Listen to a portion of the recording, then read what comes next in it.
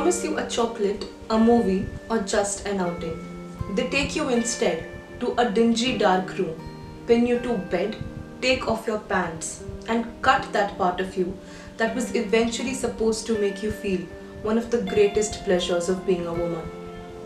With blades, knife, scissor, or anything remotely sharp, they cut off your genitalia. All of this when you are a young little girl.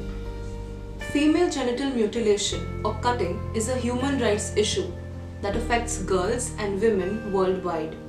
It can lead to serious health complications, including prolonged bleeding, infection, and infertility, or even death. Girls who have undergone FGM are at heightened risk of experiencing complications during childbirth. In some societies, FGM goes hand in hand with child marriage, and it's not only happening in faraway African countries. Female genital cutting is practiced by the Dawoodi Bohra, a sect of Shia Islam with around 2 million members in India. It is performed on girls in a form known as khatna or khafs. In the community, the clitoris part of the woman's vagina is also known as haram ki boti or source of sin. The idea behind cutting off this part of vagina is padded with centuries of patriarchy and a belief that women's sexuality has to be curbed. The spiritual leader of the Dawoodi Bohra, Sayyidina Mufaddal Saifuddin, has stated that male and female circumcision are acts of religious purity, although it has no mention in the Quran. Bohra sects in Maharashtra and Gujarat, other Bohra sects including the Alawi Bohra and the Sulaimani Bohras, as well as some Sunni communities in Kerala are reported as practicing FGM. Untrained midwives or older women in the community are usually the ones carrying out the procedure without any anesthetics. We got in touch with Priya Goswami, an independent filmmaker and a national award winner for her film against FGM. She is also the co-founder of Sahiyo, an organization whose purpose is to end FGM. And this is what she has to say about the issue. The film has a greater pro-Khatna voice than anti-Khatna voice. But doesn't change from the stance of the film. That it is still against the practice. Female genital cutting in the Bohra community is a social construct, it's a social idea, it's a social norm. And how social norms usually operate is it indoctrinates people to the core and they actually start believing that this is the truth. Like Priya, we interviewed Zehra Patwa, Vice Chair US Advisory Board Sahiyo, also the co-founder of We Speak Out and an FGMC survivor. The Khatna, because there's so much shame and guilt surrounding it too, it's not just cosmetic, it goes much deeper than that, and it has such a deep psychological impact that, you know, it holds tight in these women for years and years and years and never lets go. I mean, ma'am, the sad truth is that it is a practice done by women on women. And yes, yeah. And why is it's heartbreaking actually, because it is this patriarchal practice. There's no question. It is a patriarchal practice, but the fact that it is the women perpetuating it on the women, and you know, these are women who have gone through it themselves. Read him stating that, you know, Khatna is a religious act of purity. So right. Yeah.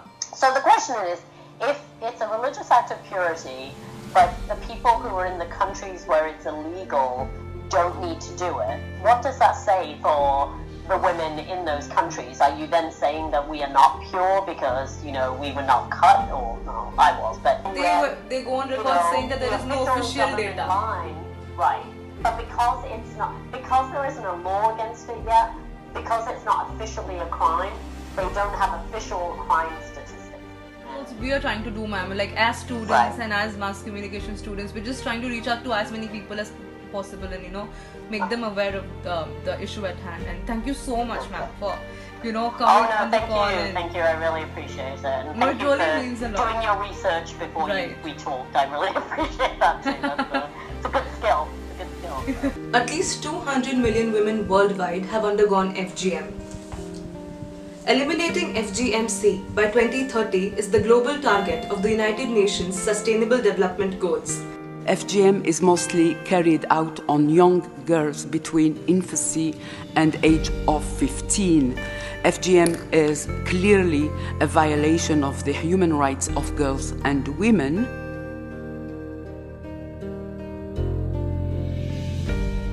But The government said there are no records of the same to prove that the practice still remains in India. However, our research has something more to say.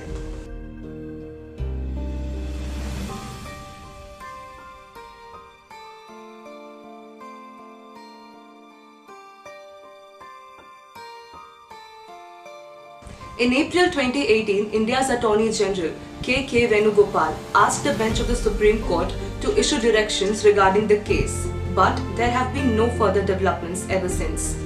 We met Yash Pilani, an advocate and a human rights activist, to speak about the issue. Thank you for joining us, Yash. My pleasure. The question to you is, what all provisions does FGM violate?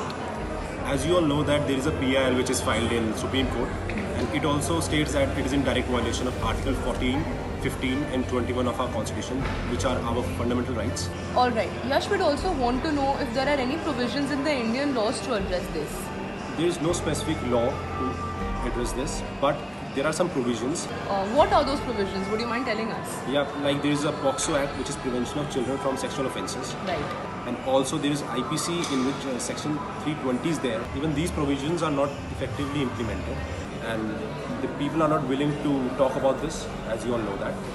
So that's why this issue is not being addressed properly. As Yash said, the provisions in the law are not enough to address the issue. But that is not the only challenge FGMC in India is facing. One Bohra group recently launched a website advocating their right to practice cuffs on the grounds of religious and cultural freedom.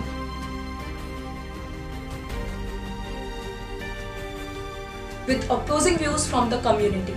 A slow-moving court case, and a tradition that has been in the society for 5,000 years now. Female circumcision remains a practice in India. We know it's too difficult to change traditions and question norms, but here's how you can do your part. Sahiyo, an organization for India against FGM, has started a petition to United Nations. All the details are mentioned in the description box, and Sahiyo is counting on you to do your part and stand against FGM, and we are counting on you to share the video. The fight against FGM is picking up slowly.